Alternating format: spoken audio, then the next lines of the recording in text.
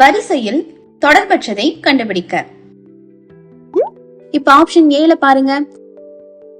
ஹெச்சினுடைய இடமதிப்பு 8, டியினுடைய இடமதிப்பு 4, ரெண்டையும் கூட்டினா 12.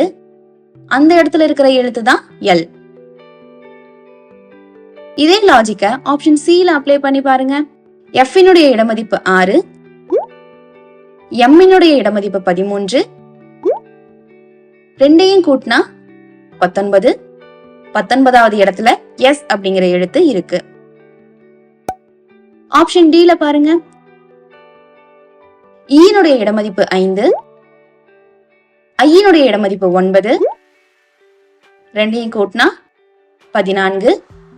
அந்த இடத்துல இருக்கிற எழுத்து தான் என். இதே லாஜிக்க ஆப்ஷன் பில அப்ளை பண்ண முடியுதா பாருங்க.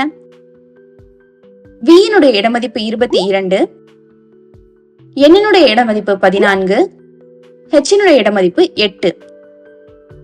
22யும் 14யும் இங்க கூட்டி போடாம கழிச்சு போட்டிருக்காங்க.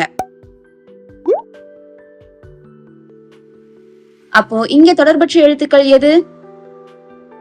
We, H, N. Option B தான் சரியான விடை. டிக் பண்ணிக்கோங்க.